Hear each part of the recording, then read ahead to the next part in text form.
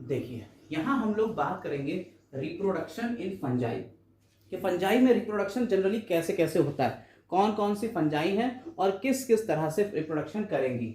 Basically fungus है, एक plant kingdom का ही एक पार्ट है, यानी प्लांट से रिजेंबल करता हुआ है। तो याद रखिएगा, इसमें वेजिटेटिव, एसेक्सुअल और सेक्सुअल तीन टाइप का रिप्रोडक्शन होगा। वेजिटेटिव रिप्रोडक्शन, एसेक्सुअल रिप्रोडक्शन और सेक्सुअल रिप्रोडक्शन। वेजिटेटिव रिप्रोडक्शन वो होता है कि जब उसकी प्लांट बॉडी, कोई भी प्लांट बॉडी या फंगस की हाइफी कोई भी टूट जाए और वहां से डायरेक्टली इनके थ्रू किसी एक स्ट्रक्चर के फॉर्मेशन के थ्रू, यानी वेजिटेटिव बॉडी में ही कोई नई दूसरी बॉडी बन जाए। अगर एसेक्सुअल रिप्रोडक्शन हो रहा है तो स्पोर्स की होगी जरूरत, और ये तरह तरह के स्पोर्स बनते हैं, इनके बारे में भी बात करेंगे। सेक्सुअल रिप्रोडक्शन जो होता है उसमें सेक्स ऑर्गन्स यानी गैमीट्स का फॉर्मेशन होगा।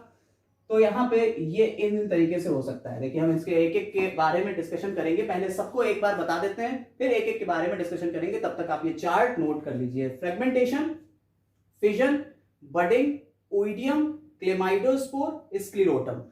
हमने लास्ट क्लास में ये बताया था स्क्लेरोटम क्या होता है। हमने बताया था माइसीलियम के अलग अलग टाइप्स होते हैं। माइसीलियम अगर रेस्टिंग स्पोर टाइप में, मतलब अगर कहीं ऐसी कंडीशन आ जाए हार्श एनवायरनमेंट, तो ये रेस्टिंग बॉडी बना लेगी, जिसे स्क्लेरोटम बोलते हैं।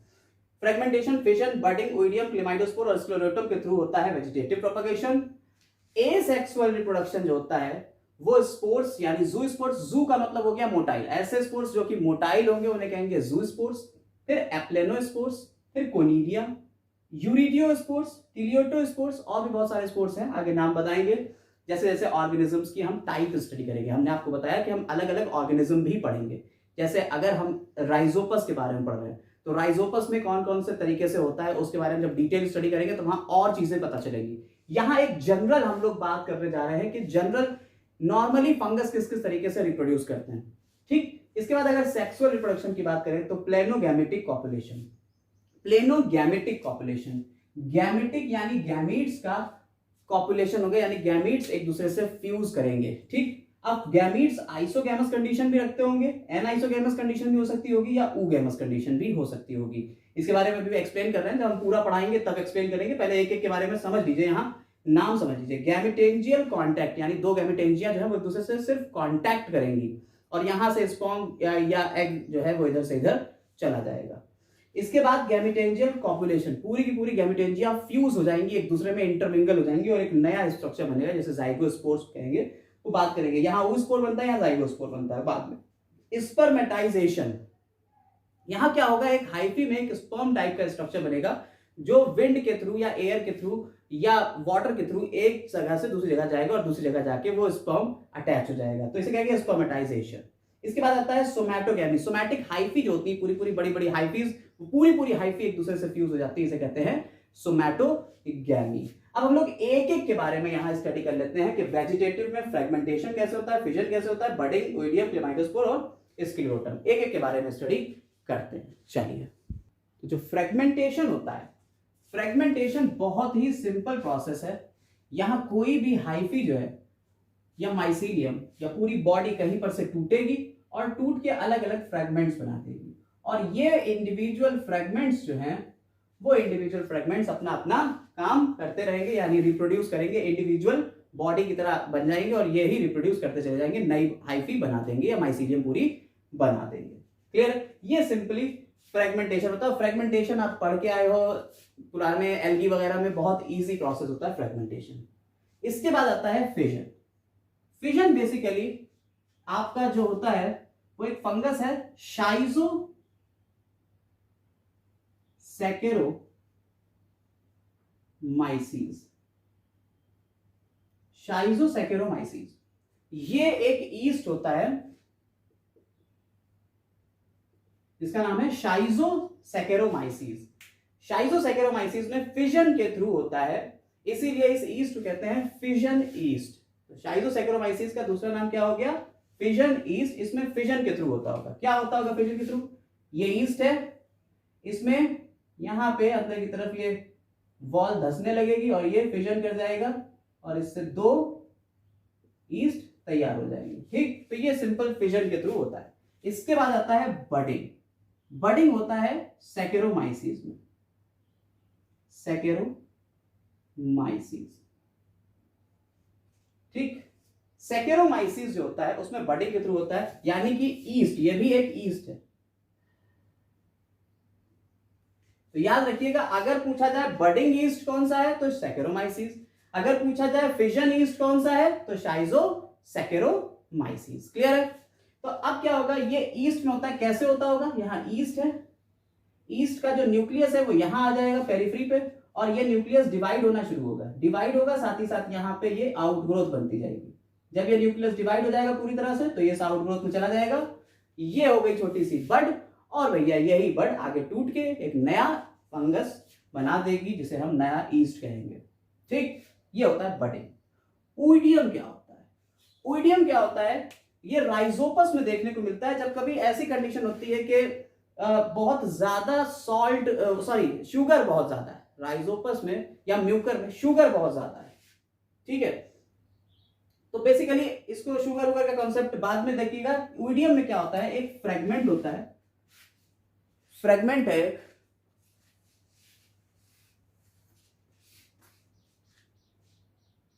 और ये जो इसका फ्रेगमेंट है, इसके फ्रेगमेंट बीच बीच में डिवाइड हो गए, और ये फ्रेगमेंट के ऊपर एक थिक वॉल बन गई, फ्रेगमेंट के ही पार्ट पर थिक वॉल बन गई, और जब फेवरेबल कंडीशन आएगी, फेवरेबल एनवायरनमेंट आएगा तो ये थिक वॉल टूट जाएगी। तो ये बेसिकली फ्रेगमेंट्स के बीच बीच से ओइडियम का फॉर्मेशन होता है। क्लियर है? क्लियर है बेटा? ये हाइफी पूरा का पूरा ब्रेक होगा और वो फ्रेगमेंट बनाएगा, और फिर वो फ्रेगमेंट्स जो हैं वो बेसिकली आगे जाके ओइडियम का फॉर्मेशन करके रिप्रोड्यूस कर जाएंगे, तो ओइडियम का फॉर्मेशन होता है। राइजोपस इसका एग्जांपल हो गया। ठीक, ओइडियम में एग्जांपल हो गया आपका राइजोपस। जब शुगरी सोल्यूशन आएगा राइजोपस का, शुगरी सोल्यूशन, राइजोपस याद रखिएगा, राइजोपस इन शुगरी सोल्यूशन। ठीक, इसके बाद अगर हार्शी इन्वायरमेंट आ जाता है, बहुत ज्यादा अनफेवरेबल कंडीशन है, तो हाइफी जो है उसमें या तो इंटरकैलरी बीच बीच में कहीं कहीं पे थिक स्पोर्स बन जाएंगे, या टर्मिनल, या हाइफी पे टर्मिनल, या तो हाइफी पे बीच बीच में इंटरकैलरी या टर्मिनल थिक वॉल की कवरिंग हो जाएगी, और ये कवरिंग जब फेवरेबल एनवायरनमेंट आएगा तब ये टूटेगी। इसे कह देंगे क्लेमाइडोस्पोर। इसे क्या बोल देंगे बेटा? क्लेमाइडोस्पोर। ठीक है, अब बात आती है स्क्लेरोटियम की या स्क्लेरोटा। ठीक है, स्क्लेरोटा क्या होता है? हमने आपको बताया था कि जब माइसीलियम बहुत ही ज्यादा इंटरमिंगल्ड हो जाएंगे या हाइफी बहुत ही ज्यादा इंटरमिंगल्ड हो जाएंगे, तो ये एक रेस्टिंग बॉडी बना लेगा। रेस्टिंग बॉडी यानी कि जब हार्श एनवायरनमेंट होगा तो ये एक रेस्टिंग बॉडी की तरह एक्ट करेंगे, और वो रेस्टिंग बॉडी कहलाएगी स्क्लेरोटम या स्क्लेरोटा। और जब कभी फेवरेबल एनवायरनमेंट आएगा, जैसे कि नमी और टेम्परेचर वगैरह, मॉइस्चर सब सही होगा, तो ये अपना आराम से ग्रो कर जाएंगे दोबारा से। तो ये एक वेजिटेटिव रिप्रोडक्शन है, क्योंकि इसमें बिना किसी मायोसिस या किसी स्पेशल टाइप के स्पोर्स के ये सीधा सीधा रिप्रोडक्शन हुआ चला जा रहा है। ये वेजिटेटिव रिप्रोडक्शन का पार्ट हो गया। समझ में आ गया? सभी को समझ में आ गया? ठीक है, अब हम लोग बढ़ रहे हैं आगे एसेक्सुअल रिप्रोडक्शन की तरफ। ठीक, तो बात कर रहे हैं यहाँ ज़ूस्पोर्स की। सबसे पहले हम लोग एसेक्सुअल रिप्रोडक्शन पे आ रहे हैं। अब यहाँ पे पहले तो बात कर ली थी वेजिटेटिव की, अब एसेक्सुअल रिप्रोडक्शन। एसेक्सुअल रिप्रोडक्शन में बनते हैं ज़ूस्पोर, और जो ज़ूस्पोर होते हैं, ये जू का मतलब ही हो गया मोटाइल। जू का मतलब क्या हो गया? मोटाइल है। ठीक है, और ये जो मोटाइल स्पोर्स हैं ये बेसिकली यूनिसेलुलर या यूनिन्यूक्लिएट और मल्टीन्यूक्लिएट बेसिकली हो सकते हैं। बेसिकली आप ये समझिए ये मोटाइल है। ये स्पोर कैसे हैं? ये मोटाइल है, फ्लैजिलेटेड। मोटाइल का मतलब क्या हुआ? इसमें फ्लैजिला होगा, और इनके शेप्स हो सकते हैं दो तरीके के। ठीक, या तो ये किडनी शेप होंगे, या ये कैसे होंगे? किडनी शेप होंगे। ठीक, या कैसे होंगे? ये पियर शेप होंगे, या ये किडनी शेप होंगे,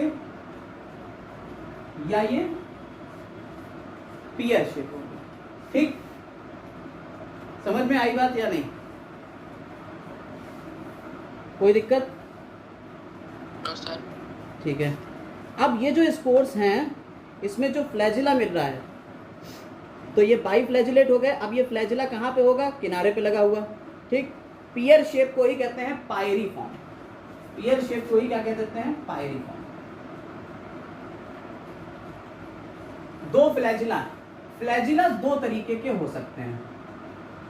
फ्लैजिला दो तरीके के हो सकते हैं, विप्लिश,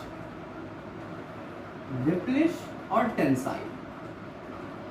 यानी कि ये स्पोर हो गया और इसमें से दो फ्लैजिला निकले, एक तो विप्लिश है और दूसरा टेंसाइल है। इस पे हेयर लाइक स्ट्रक्चर मिलते हैं। टेंसाइल होता है, इस पे हेयर लाइक स्ट्रक्चर मिलते हैं। जरूरी नहीं है कि दोनों अलग अलग हो सकता है दोनों विप्लिश हो या दोनों टेंसाइल हो या एक विप्लिश एक टेंसाइल हो। हमने आपको एक जनरल बता दिया, ये किडनी शेप भी हो सकते हैं या पेयर शेप भी हो सकते हैं। ठीक है, अगर बात करी जाए कि बाई फ्लैजिलेट है, फ्लैजिला तो देखिए ये हमने दिखा दिया दो हैं, तो फ्लैजिलेटेड तो है, बाई फ्लैजिलेटेड भी हो सकते हैं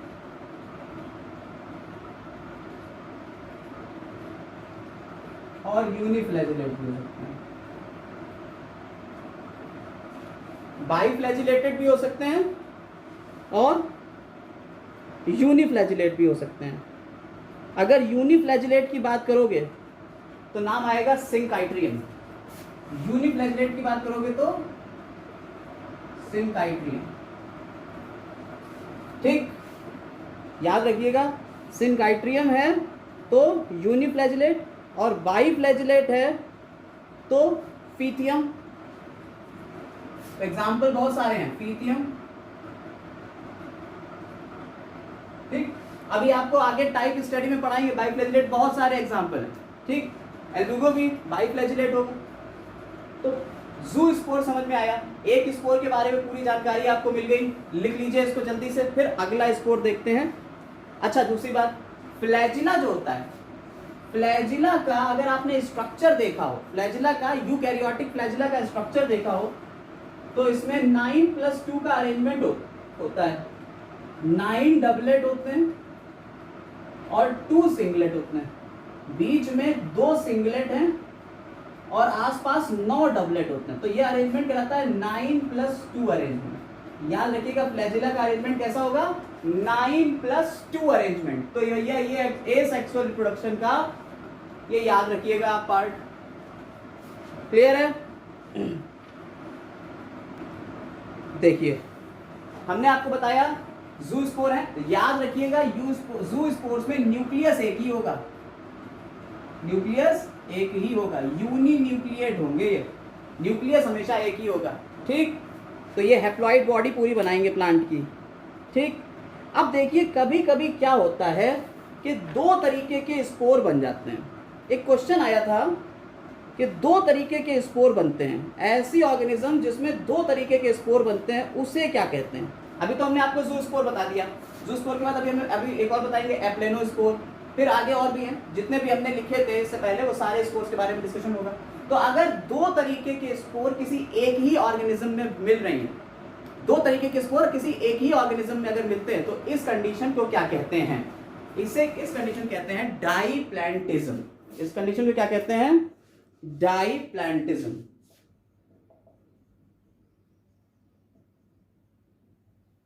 डाईप्लैंटिज्म, दो तरीके के स्पोर किसी एक ही बॉडी के अंदर मिल रहे हैं और ये ऑर्गेनिज्म है सैप्रोलिग्निया। ये ऑर्गेनिज्म है सैप्रोलिग्निया।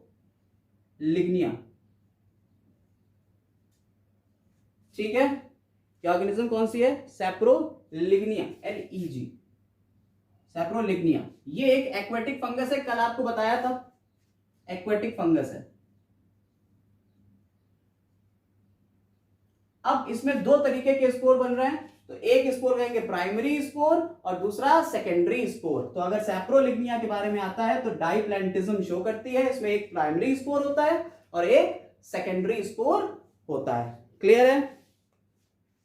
ठीक है, और सैप्रोलिग्निया के बारे में कल हम आपको बता चुके थे कि ये डेड इंसेक्ट्स, पानी के अंदर जो डेड इंसेक्ट्स हैं या डेड ऑर्गेनिक मटेरियल जो भी है उसको ये खाते रहते हैं, ये उसके ऊपर मिलेंगे। ये लास्ट क्लास में हम आपको बता चुके हैं, इससे पहले वाली फंगस की क्लास में। ठीक, चलिए अब हम लोग बात करते हैं एप्लेनोस्पोर की, कि एप्लेनोस्पोर क्या होता है। एप्लेनोस्पोर जो होता है ये क्या होता है? एप्लेनोस्पोर में ये नॉन मोटाइल है। पहली बात, ज़ूस्पोर कैसे थे? मोटाइल थे। ये कैसे होंगे? नॉन मोटाइल है। ये थिन वॉल्ड होते हैं और नॉन मोटाइल होते हैं। एप्लेनोस्पोर कैसे होते हैं? थिन वॉल्ड होते हैं, नॉन मोटाइल होते हैं। एग्जाम्पल में अगर बात करी जाए तो राइजोपस और म्यूकर, राइजोपस और म्यूकर ये तुम्हारे एप्लेनोस्पोर है। राइजोपस और म्यूकर, क्लियर है? ये तुम्हारे क्या हो गए? एप्लेनोस्पोर हो गए। अब बात करते हैं कोनिडिया की। अगला स्पोर कौन सा आता है आपका? कोनिडिया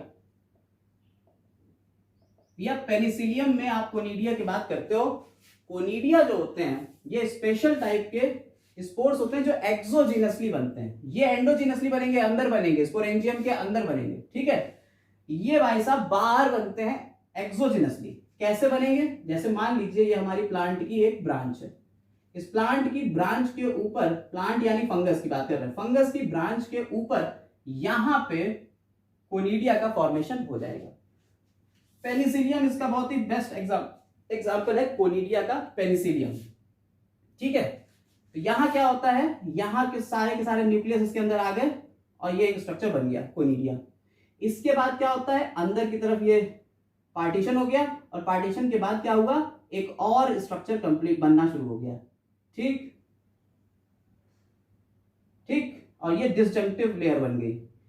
इसके बाद एक और बन गया, एक के बाद एक और बन गया। इस तरीके से ढेर सारे कोनिडिया बनते जाते हैं। कोनिडिया अगर आप गौर से देखिए तो कोनिडिया किस लेवल पे बन रहा है? नया कोनिडिया अंदर बन रहा है, पुराना कोनिडिया बाहर की तरफ बन रहा है। इसे कहते हैं बेसिपिटल मैनर, बेसिपिटल मैनर। समझ में आई बात? तो कोनिडिया किस तरीके से बनते हैं? बेसिपिटल मैनर में बनते हैं, ठीक है। एग्जाम्पल में आप देख सकते हो एस्परजिलस, पेनिसिलियम, फाइथियम, ये सब तुम्हारे एग्जाम्पल हो गए। एस्परजिलस,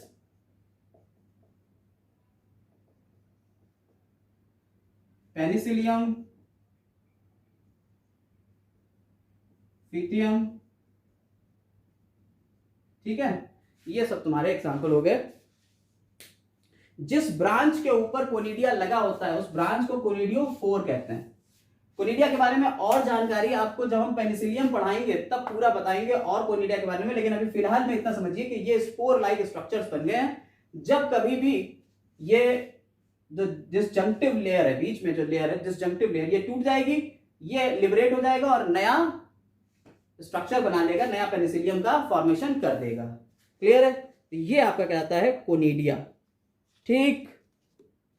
अब हमारे दो फाइनल स्ट्रक्चर बचे, यूरिडियोस्पोर और टिलियोटोस्पोर। यूरिडियोस्पोर या यूरिडियोस्पोर क्या होते हैं? देखिए आप जब पढ़ेंगे Puccinia graminis, Puccinia graminis tritici,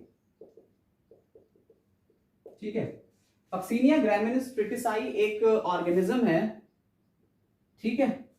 ये red rot of sugarcane cause करेगी या रॉट डिजीज कॉज करती है, ये रॉट्स बनाती है, ठीक है। अब रस्ट डिजीज कॉज करती है, ठीक। पक्सिनिया ग्रामिनिस ट्रिटिसाई जो है ये रस्टिंग डिजीज कॉज करती है, तो इसे रस्ट भी बोलते हैं, रस्ट फंगस पक्सिनिया को। जब पक्सिनिया ग्रामिनिस ट्रिटिसाई यानी ट्रिटिकेल्स की बात करेंगे तो ये किस तरीके से अपना लाइफ साइकिल चलाती है, इसमें 5 तरीके के स्पोर्स बनते हैं। यूरिडोस्पोर, ये आपका डिजीज कॉजिंग स्पोर है, यूरिडोस्पोर, टिलियोटोस्पोर, बेसिडियोस्पोर, पिक्निडियोस्पोर और एसिडियोस्पोर, 5 तरीके के स्पोर बनते हैं। ये व्हीट में आपका रस्ट करेगी, व्हीट रस्ट डिजीज है, ठीक, ट्रिटिसाई। अब क्या होता है कि जो यूरिडोस्पोर है यही इन्फेक्टिव स्टेज है, ठीक। और ये जो इन्फेक्टिव स्टेज है ये किस शेप की होती है? ये गोल होती है और बाई न्यूक्लिएट कंडीशन होती है, और इसके ऊपर वॉल थिक होती है, डबल लेयर होती है ये, ठीक। तो यूरिडियोस्पोर ये होता है।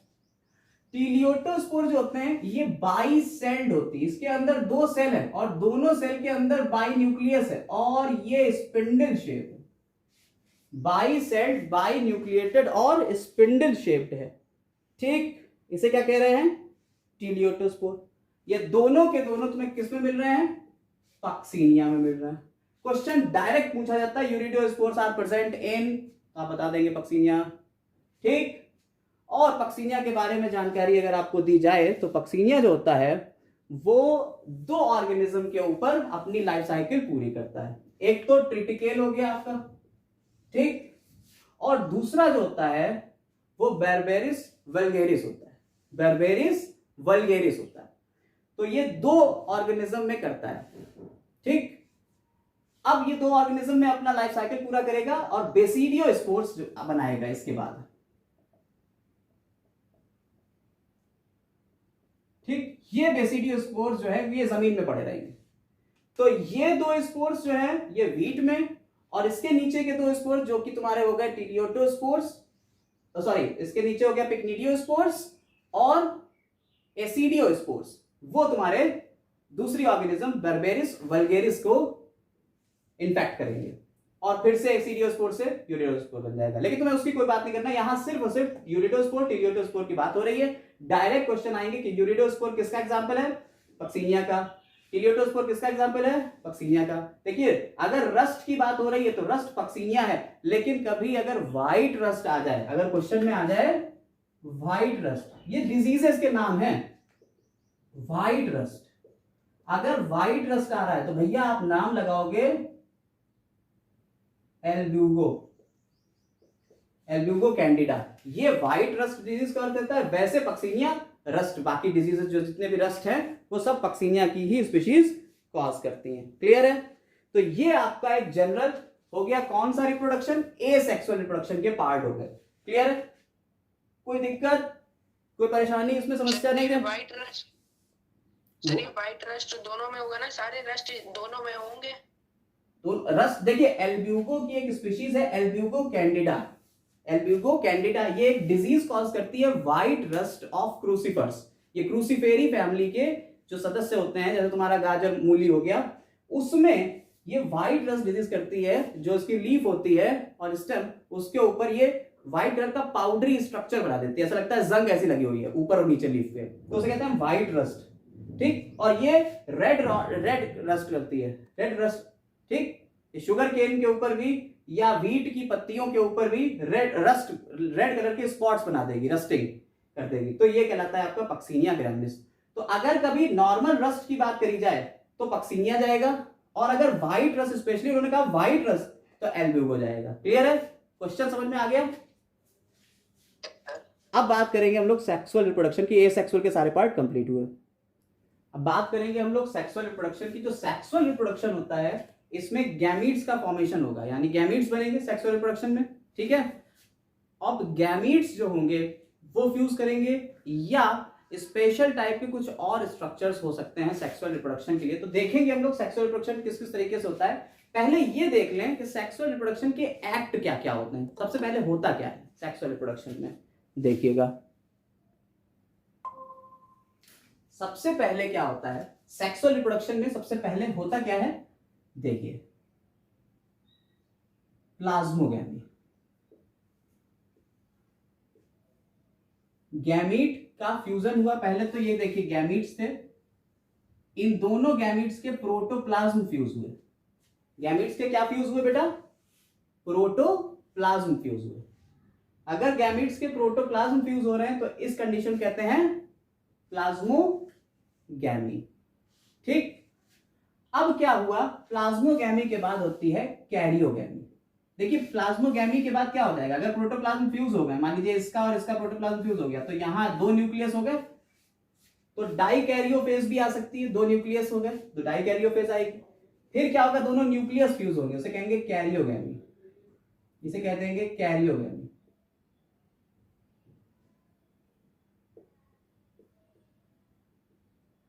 और जो कैरियोगैमी होगी, यानी अब न्यूक्लियस का भी फ्यूजन हो जाएगा, तो बन जाएगा एक डिप्लॉयड स्ट्रक्चर। ठीक, ये स्ट्रक्चर या तो जाइगोट होगा, या इसे हम जाइगोट ना कह के जाइगोस्पोर कह देंगे, या ये ऊ स्पोर हो जाएगा। ठीक, तो ये बेसिकली एक जाइगोट टाइप स्ट्रक्चर बन जाएगा, 2n कंडीशन आ जाएगी। अब जाइगोट चूंकि हमारा क्या था, हमारी प्लांट बॉडी तो हैप्लॉइड थी, n कंडीशन थी, हमारी प्लांट बॉडी तो n कंडीशन की थी, बन गया है डिप्लॉइड, तो क्या होगा, कैरियोगैमी के बाद होगी मियोसिस, और मियोसिस के बाद स्पोर्स बन जाएंगे, हैप्लॉइड स्पोर्स, और वो बाहर लिबरेट हो जाएंगे। ठीक, ये एक बेसिक फिनोमिना है सेक्सुअल रिप्रोडक्शन का। नॉर्मली समझ में आई बात या नहीं? प्लाज्मोगैमी, कैरियोगैमी, फिर मियोसिस हो जाएगी। ठीक है, अब देखते हैं कि सेक्सुअल रिप्रोडक्शन किस किस तरीके से होता है। सबसे पहला टाइप सेक्सुअल रिप्रोडक्शन का है प्लेनोगैमेटिक कॉपुलेशन। सबसे पहला टाइप क्या है? प्लेनोगैमेटिक कॉपुलेशन।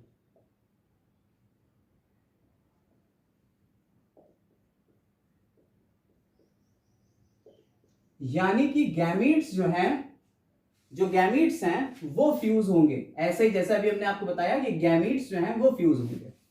ये प्लेनोगैमेटिक कॉपुलेशन जो है ये 3 तरीके का हो सकता है, आइसोगैमस, एनाइसोगैमस और ऊगैमस। आइसोगैमस, एनाइसोगैमस और ऊगैमस, ये 3 तरीके का प्लेनोगैमेटिक कॉपुलेशन हो सकता है। ठीक बेटा, समझ आ रही बात?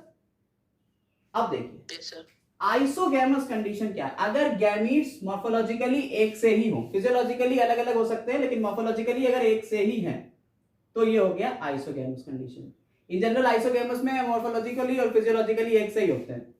एन आइसोगैमस में क्या, अच्छा दोनों मोटाइल होंगे। एन आइसोगैमस में एक बड़ा होगा और एक छोटा होगा, दोनों मोटाइल होंगे।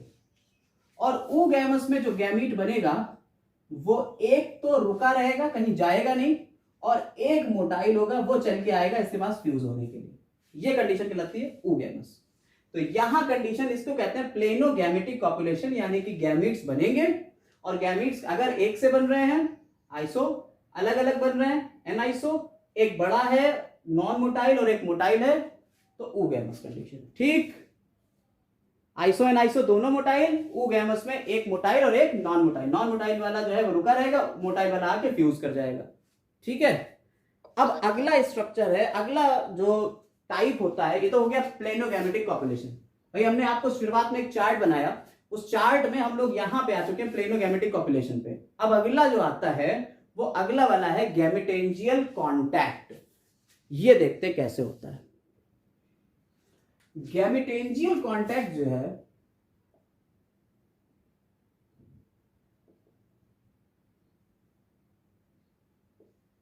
ज्यादातर ऊमाइसिटीज में ऐसा होता है, ज्यादातर ऊमाइसिटीज के ग्रुप में गैमेटेंजियल कॉन्टैक्ट होता है। अभी रिप्रोडक्शन के बाद आपको हम एक चार्ट वही वाला दोबारा बनाएंगे जो कि क्लासिफिकेशन का चार्ट है, उसमें देखेंगे कैसे कैसे क्या क्या हो रहा है, लेकिन पहले ये समझिए कैसे होता है।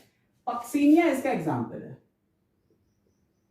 पक्सीनिया इसका एग्जाम्पल है गैमेटेंजियल कॉन्टैक्ट का। कैसे होता है जरा इसके बारे में देखिए। इसमें एक फीमेल का स्ट्रक्चर बनेगा, ठीक, इसे कहेंगे ऊगोनियम। ये फीमेल ब्रांच के ऊपर बनेगा। ऊगोनियम कहां बनेगा? फीमेल ब्रांच पे।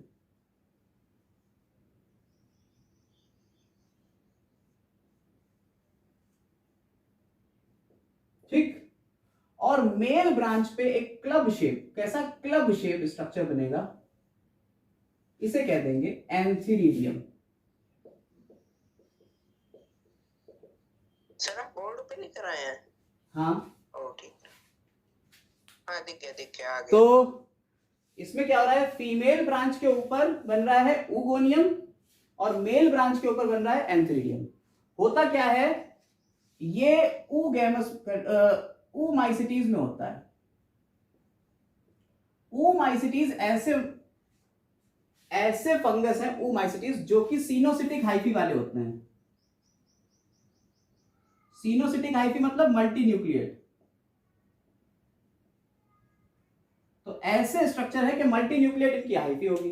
तो होता क्या है कि सारे के सारे न्यूक्लियस जो है इनका एक जगह पे जाके कंटेंट पूरा इकट्ठा होता है फीमेल ब्रांच में, और ये ऊपर की तरफ पूरा एक स्ट्रक्चर बन जाता है, नीचे एक सेप्टा बन के ट्रांसवर्स सेप्टा, ये स्ट्रक्चर बन गया, इसे हमने कह दिया ऊगोनियम। इसमें तुम्हारे लगभग 6 से 12 न्यूक्लियस होंगे, ऐसा मान सकते हो 6 से 12, या ये कह सकते हो कुछ न्यूक्लियस होंगे। ये न्यूक्लियस डिवाइड करते करते करते करते बहुत ढेर सारे न्यूक्लियस यहां बना देते हैं, बहुत ढेर सारे न्यूक्लियस यहां बना देते हैं। ठीक, माइटोसिस करते करते न्यूक्लियस का एक गुच्छा है पूरा चला। ऐसे ही यहां भी पूरा न्यूक्लियस का गुच्छा है। ठीक, समझ में आ रही बात या नहीं? कोई दिक्कत तो नहीं आ रही इसमें?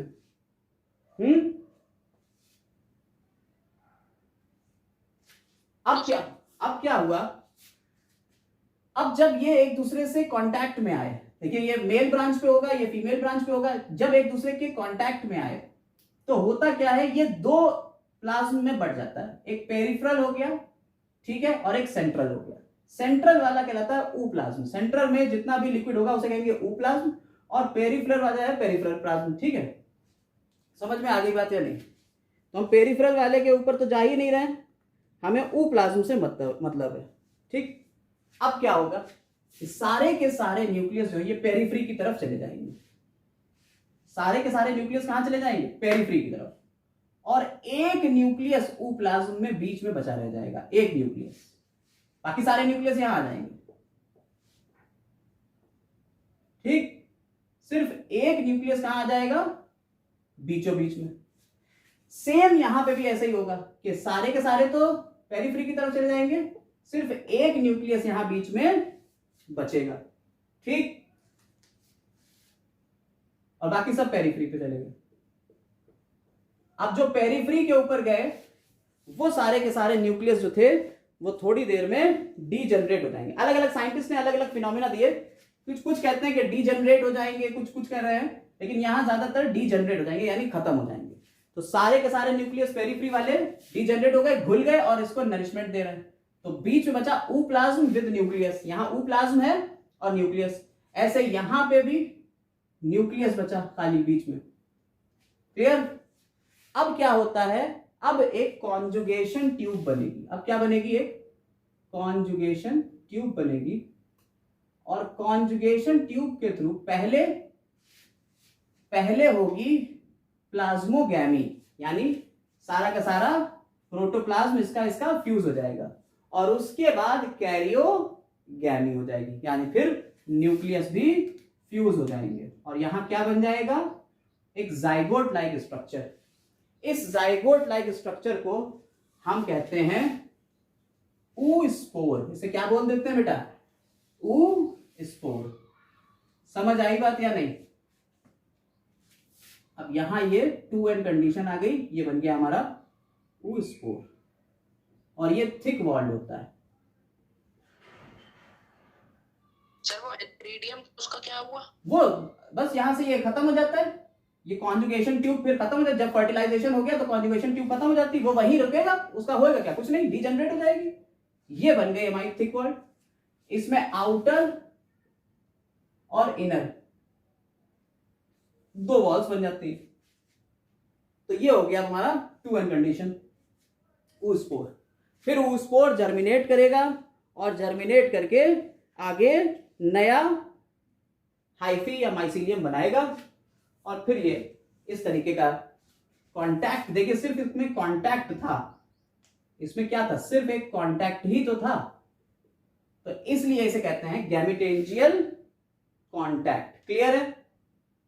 कोई दिक्कत? ठीक है।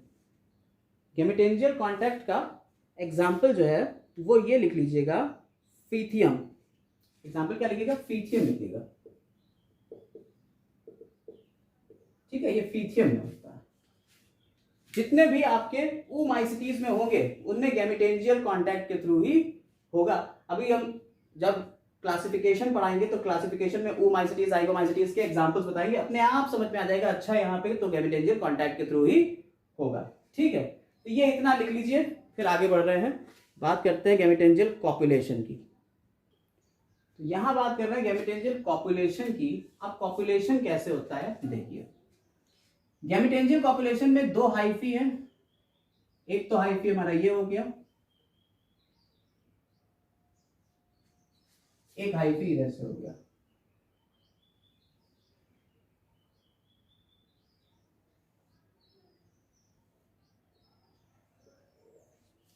ठीक है, ये इधर से भी इधर से भी। बेसिकली पहले ये इस तरीके का स्ट्रक्चर बनाते हैं, गैमेटेंजिया कहलाएगी। ठीक, इसे कहेंगे प्रोगैमेटेंजिया। इसे क्या कहते हैं बेटा? प्रोगैमेटेंजिया, यानी ये बाहर की तरफ स्ट्रक्चर बनाते हैं। अब क्या हुआ, यहाँ के न्यूक्लियस मूव करके यहाँ आए। याद रखिएगा जब कभी गैमेटेंजियल कॉपुलेशन आए तो जाइगोमाइसिटीज में गैमेटेंजियल कॉपुलेशन के थ्रू होगा। मेंबर्स आपको बता देंगे जाइगोमाइसिटीज के, लेकिन अभी हम जब क्लासिफिकेशन पढ़ाएंगे तब, लेकिन अभी पहले ये देखिए। तो ये प्राइमरी या प्रोगैमेटेंजिया बन गया। अब प्रोगैमेटेंजिया में क्या हुआ, सारा का सारा कंटेंट उधर ट्रांसफर होना शुरू हो गया। जो कंटेंट यहां ट्रांसफर हुआ, तो ये कंटेंट यहां आ गया और इधर से ये भी भाई साहब फ्यूज कर गया। ठीक, और यहां कंटेंट पूरा आ गया। ठीक, अब क्या होगा, यहां एक पार्टीशन हो जाएगा और ये भी पार्टीशन हो जाएगा। तो यहां जितना भी कंटेंट था सारा खिसक के इधर, यहां जितना भी कंटेंट था सारा खिसक के इधर हो गया। ठीक, तो ये जो स्ट्रक्चर बने, ये जो दो स्ट्रक्चर बने, इन दो स्ट्रक्चर कहते हैं एप्लेनोगैमीटेंजियम। ये दो बन गई हमारी एप्लेनोगैमीटेंजियम, और ये जो बचा इसे कह दिया हमने सस्पेंसर। अच्छा, दूसरी बात, ये अगर तुम बात करो तो राइजोपस इसका एग्जांपल है। ये दो, एक पॉजिटिव और एक नेगेटिव, दो अलग अलग स्ट्रेन्स होंगे। एक पॉजिटिव स्ट्रेन होगा, एक नेगेटिव होगा, इसलिए इसे कहते हैं हेट्रोथैलिज्म। दो थैलस है अलग अलग, एक पॉजिटिव स्ट्रेन का है और एक नेगेटिव स्ट्रेन का है। वो दोनों आके एक दूसरे के साथ में जुड़ रहे हैं, यानी एक हाइफी पॉजिटिव स्ट्रेन की है और एक हाइफी नेगेटिव स्ट्रेन की है, और ये बना रही है गैमीटेंजियम। और प्रोगैमीटेंजियम के बाद एप्लेनोगैमीटेंजियम के बाद अब आगे देखिएगा, ये एप्लेनोगैमीटेंजियम क्या करती है, बीच से वॉल टूटना शुरू होगी और ये न्यूक्लियस सारे फ्यूज हो जाएंगे, और फ्यूज होके जो स्ट्रक्चर बनेगा वो कुछ इस तरीके का होगा।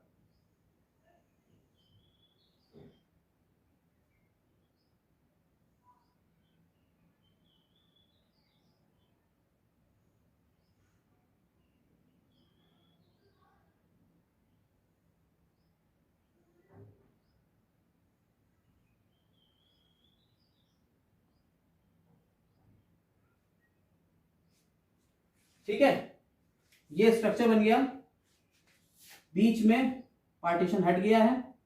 अब ये कुछ इस तरीके का थिक वॉल्ड स्ट्रक्चर बनेगा। इस थिक वॉल्ड स्ट्रक्चर को, जिसमें अंदर फ्यूजन हो गया न्यूक्लियस का, ये जो थिक वॉल्ड स्ट्रक्चर है इसे कहते हैं जाइगोस्पोर। इसे क्या बोल देते हैं बेटा, जाइगोस्पोर। समझ में आई बात? ये थिक वॉल्ड स्ट्रक्चर है जिसे हम क्या बोल रहे हैं बेटा, जाइगोस्पोर बोल रहे हैं।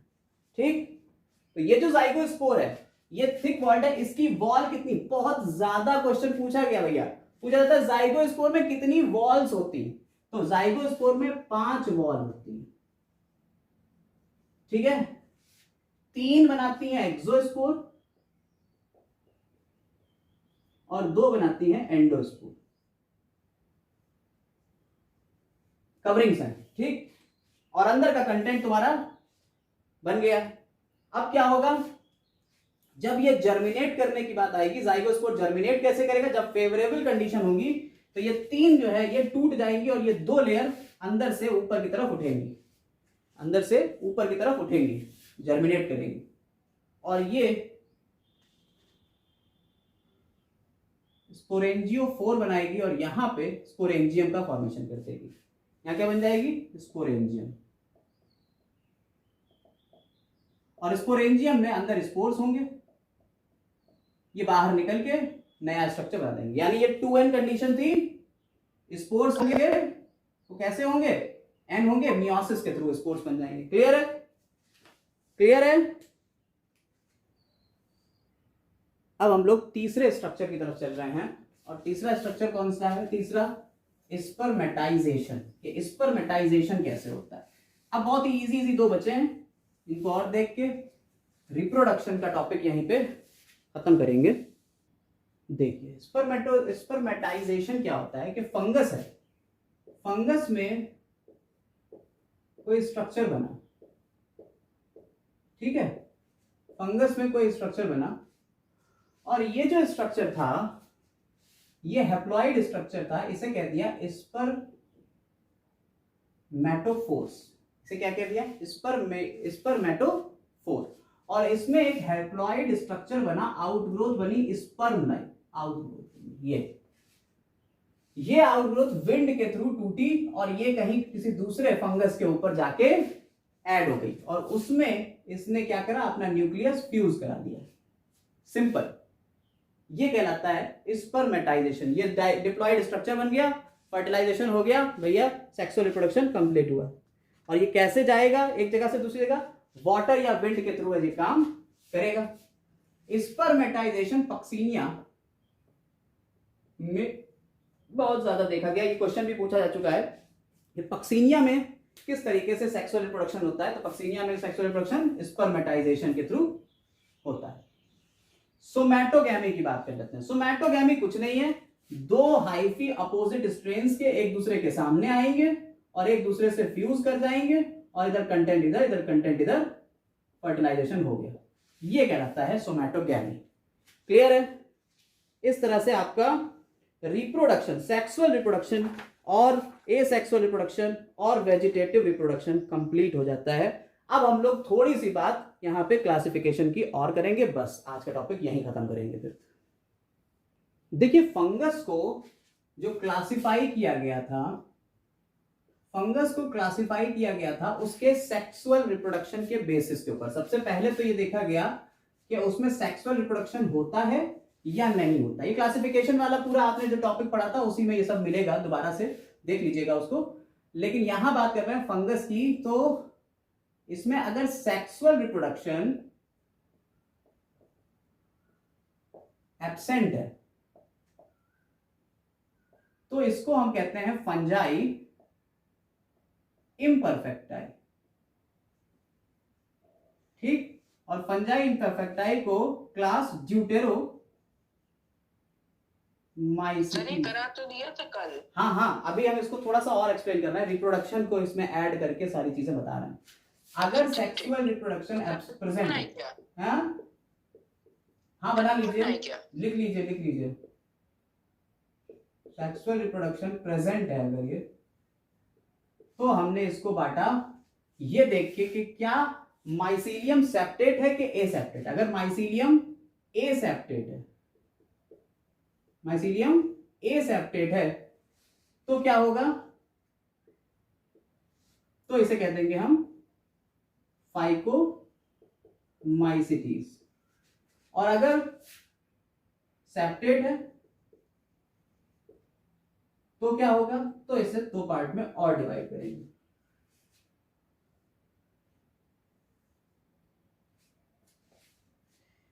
Phycomycetes, deuteromycetes. अब इसको जो फाइकोमाइसिटीज था इसको बांटा हमने oomaicities और zygomaicities, और सेप्टेट वाले को बांट दिया एस्कोमाइसिटीज और बेसिडियोमाइसिटीज।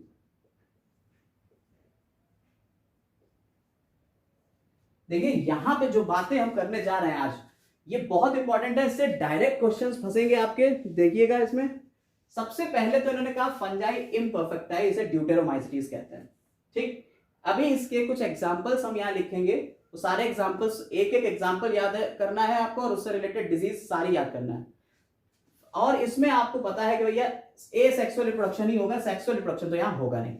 ठीक, इसीलिए ये फंजाई इम्परफेक्टाई कहा गया। फाइकोमाइसीटीज जो होते हैं इनमें सेप्टा एब्सेंट होता है, यानी सेप्टा नहीं होगा। अगर सेप्टा नहीं होगा तो ये कैसे होंगे, सीनोसिटिक होंगे, सीनोसिटिक होंगे, यानी कि इनके अंदर मल्टी न्यूक्लियर कंडीशन होगी। अब अगर अभी हमने सेक्सुअल रिप्रोडक्शन में पढ़ाया ऊ स्पोर बन रहा है तो इसे ऊमाइसीटीज कहेंगे, अगर जाइगो स्पोर बन रहा है तो इसे जाइगोमाइसीटीज कह देंगे। ऊ स्पोर बन रहा है तो इसे ऊमाइसीटीज कहेंगे, अगर जाइगो स्पोर बन रहा है तो इसे जाइगोमाइसीटीज कह देंगे। अगर एस्को स्पोर बन रहा है तो एस्कोमाइसीटीज और बेसिडियो स्पोर बन रहा है तो बेसिडियोमाइसीटीज कह देंगे। ठीक, बेसिडियो स्पोर्स, बेसिडियोमाइसीटीज। याद रखिएगा बेसिडियोमाइसीटीज का एक कैरेक्टरिस्टिक फीचर है क्लैंप कनेक्शंस। क्लैंप कनेक्शन ये बेसिडियोमाइसीटीज में मिलेगा और साथ ही साथ आपको यहां डॉलीपोर सेप्टा मिलता है, कल ही बताया था डॉलीपोर सेप्टा। तो याद रखिएगा बेसिडियोमाइसीटीज में ही क्लैंप कनेक्शन मिलेंगे और डॉलीपोर सेप्टा भी मिलेगा। इसके एग्जांपल्स हम अभी लिखेंगे, आप सारे एग्जांपल्स लिख लीजिएगा, लेकिन यहां ये समझिए। तो इसे हम कहते हैं ड्यूटेरोमाइसीटीज। ये आपका एल्गल फंजाई भी कहलाता है। ये कैसा कहलाता है, इसे हम एल्गल फंजाई भी कह देते हैं, इसको हम एल्गल फंजाई भी बोलते हैं। ठीक, ठीक है। इसे हम कह देते हैं, एस्कोमाइसीटीज को हम कह देते हैं बेटा सैक फंजाई। इसे क्या बोल देते हैं बेटा, sac fungi, commonly sac fungi. ठीक, जाइगोमाइसीटीज को क्या बोल देते हैं, कॉन्जुगेशन फंजाई। जाइगोमाइसीटीज को क्या बोलते हैं, कॉन्जुगेशन फंजाई। ऊमाइसीटीज को क्या बोल देते हैं, ऊमाइसीटीज को ऊगैमस फंजाई कह देते हैं। इसे क्या कह देते हैं, ऊगैमस फंजाई। और भाई साहब बचा आपका बेसिडियोमाइसीटीज। तो बेसिडियोमाइसीटीज को क्या कहते हैं, club fungi, club fungi. Clear है, याद रखेंगे इस बात को। ठीक, ये आपका लोअर फंजाई हो गया, इसे हम लोअर फंजाई भी कहते हैं, लोअर एल्गल फंजाई। ठीक, और ये वाले आपके हायर फंजाई हो गए, ये हो गए आपके हायर फंजाई। ठीक है, अभी हम कुछ और एग्जांपल्स लिख रहे हैं, इनके अलग अलग एग्जांपल लिखेंगे, आप उसको अलग से लिख लीजिएगा। एक चार्ट में चाहिएगा तो चार्ट बड़ा करके बना लीजिएगा, तब बाद में लिख लीजिएगा। लेकिन अभी एक एक के एग्जांपल आपको जो रटना है, जो कि यहां से लेके नीट और आगे बाकी के सिलेबस में भी आएंगे। तो ड्यूटेरोमाइसीटीज, ऊमाइसीटीज, जाइगोमाइसीटीज, एस्कोमाइसीटीज और बेसिडियोमाइसीटीज, इन 5 के आपको एग्जांपल्स याद करना है। तो एग्जांपल्स हम लिखने जा रहे हैं, वो लिखिएगा। यहाँ पे जो भी नाम लिखे हुए हैं उसमें देखिए, एस्कोमाइसीटीज में आपके जो नाम आते हैं वो है एल्ब्यूगो, फीथियम, एल्ब्यूगो, फीथियम और फाइटोफथोरा। देखिए इसी से ही रिलेटेड डिजीजेस होंगी, तो पहले आप इनके नाम याद कर लीजिए। फिर जैसे एल्ब्यूगो कैंडिडा, अभी आपको बताया था शुरुआत में, Albugo Candida, white rust of crucifers. ठीक है, फीथियम डिब्रेनम, डाउनी मिल्ड्यू, इस तरीके से आपके नाम आएंगे। फाइटोफथोरा इन्फेस्टेंस, ठीक है, लेट ब्लाइट ऑफ पोटैटो। तो ये इस तरीके से आपके नाम आ जाएंगे आपके डिजीजेस के। लेकिन अभी हम डिजीजेस की कोई बात नहीं कर रहे हैं, हम बाद में आपको डिजीजेस के बारे में बताएंगे। लेकिन यहाँ फिलहाल में आप एल्ब्यूगो, फीथियम, फाइटोफथोरा, ऊमाइसीटीज, जाइगोमाइसीटीज के मेंबर हैं राइजोपस और म्यूकर। ठीक, म्यूकर जो होता है, याद रखिएगा, म्यूकर जो होता है वो कोप्रोफेगस है, कोप्रोफेगस है। कोप्रोफेगस का मतलब होता है ये डंग के ऊपर, ये डंग के ऊपर अपना जो है वो खाना खाएगा। जो भी होगा ऑर्गेनिक मैटर क्या होगा, डंग होगा इसका, जिसके ऊपर ये न्यूट्रिशन लेगा। तो ये सैप्रोफाइटिक है। कैसा है, डेड एंड डिकेइंग है, सैप्रोफाइटिक है। ठीक, इसके बाद बात करते हैं एस्कोमाइसीटीज के एग्जाम्पल की। अब बात कर रहे हैं एस्कोमाइसीटीज के एग्जाम्पल की। एस्कोमाइसिटीज में आता है सैकेरोमाइसिस। सैकेरोमाइसिस वही है आपका ईस्ट, ठीक है, ईस्ट का बॉटनिकल नेम है सैकेरोमाइसिस। पेनिसिलियम, एरिसिफी, ठीक है। न्यूरोस्पोरा, भैया न्यूरोस्पोरा के बारे में बता दें, न्यूरोस्पोरा को कहा जाता है Drosophila, Drosophila of plant kingdom, plant kingdom. इसके ऊपर जेनेटिक्स में बड़ी रिसर्च हुई है न्यूरोस्पोरा के ऊपर। ऐसे ही क्लेविसेप्स परप्यूरिया एक डिजीज आएगी, एस्परजिलस पैजिजा। पैजिजा जो होता है आपका, इसे कहते हैं कप फंजाई। इसे क्या बोलते हैं बेटा? Cup fungi. पैजिजा को क्या बोलते हैं बेटा? कप फंजाई, ठीक है। पैजिजा को हमने कप फंजाई कह लिया। अब आते हैं हम मॉर्सेला, ठीक, मॉर्सेला हो गया और साथ ही साथ एस्कोबोलस हो गया। ये इसके कुछ नाम हो गए, ये आपको याद करना है बेटा। इसके बाद आते हैं बेसिडियोमाइसिटीज पे। बेसिडियोमाइसिटीज में पहला नाम आता है अस्टिलागो। अस्टिलागो जो होता है ये स्मट्स कॉज करता है। आपको भी रस्ट बताया था, ऐसे ही ये स्मट्स कॉज करता है। अस्टिलागो क्या कॉज करता है? स्मट्स। और पक्सीनिया क्या कॉज करेगा? रस्ट। पक्सीनिया भी यहां लिख के लेते हैं भैया। पक्सीनिया क्या कॉज कर रहा है? रस्ट, ठीक। ऐसे ही एक नाम आएगा यहाँ एगेरिकस, पॉलीपोरस, लाइकोपोडियम। लाइकोपोडियम का एक दूसरा नाम है पफ बॉल्स, ठीक है, क्या कहते हैं? Puff balls. ड्यूटेरोमाइसिटीज, ड्यूटेरोमाइसिटीज के जो मेंबर्स हैं उनके नाम है अल्टरनेरिया, जैसे आप पढ़ेंगे Alternaria solani, early blight of potato, Cercospora personata. ऐसे ही ये स्पीशीज के नाम आएंगे, Helminthosporium oryzae, Fusarium oxysporum, Fusarium moniliforme. Fusarium moniliforme के बारे में अगर बात करें, मोनिलीफॉर्मी, मोनिलीफॉर्मी ने जिब्रेलिन, जिब्रेलिन जो फंगस था, जो जिब्रेलिन आपने पढ़ा होगा, auxin, gibberellin, cytokinin, ethylene, abscisic acid, ये प्लांट हार्मोन है। तो ये किसमें मिला था? फ्यूजेरियम मोनिलीफॉर्मी में मिला था, ठीक, जिब्रेलिन। इसके बाद आता है कॉलिटोट्रिकम, कॉलिटोट्रिकम फल्केटम। ये डिजीजेस आपको याद करना पड़ेंगी, बाद में याद कराएंगे, लेकिन इनके मेंबर्स आप याद कर लीजिएगा। काफी इनके टेक्निकल नेम थोड़े टफ है, इसलिए हमने बोल बोल के आपको यहाँ पे बता दिया है, प्रैक्टिस करा दी है। उम्मीद कर रहे हैं आप ये सब याद कर लेंगे नेक्स्ट क्लास तक, जब सारी चीजें याद हो जाएंगी। और अब हम लोग नेक्स्ट क्लास से टाइप स्टडी शुरू करेंगे, यानी राइजोपस, एगेरिकस, पक्सीनिया, इन सब की टाइप स्टडी करेंगे। एक एक ऑर्गेनिज्म को उठाएंगे और पूरी पूरी स्टडी उसकी करेंगे, ठीक है। तो नेक्स्ट क्लास से थोड़ा कम कम, लेकिन हाँ पूरी टाइप स्टडीज हो जाएंगी, ठीक है।